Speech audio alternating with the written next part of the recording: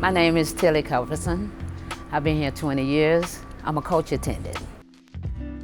First, I clean the outside, the driver's side, the windshield. I clean the driver's area window. I clean the doors. And then once I do that, I go in, I start scrubbing and mopping.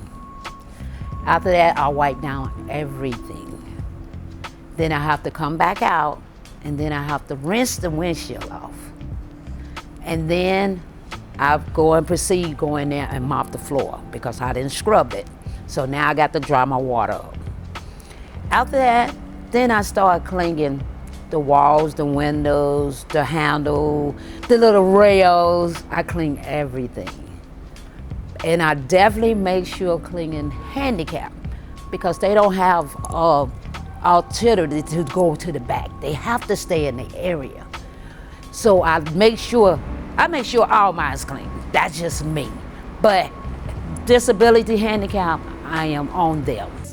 I come to work in the morning because I have 2 kids and 2 grandkids. And by me coming in here and disinfecting these buses and cleaning them, my grandkids can probably be one day on these buses. And I want everyone to feel the same way I feel.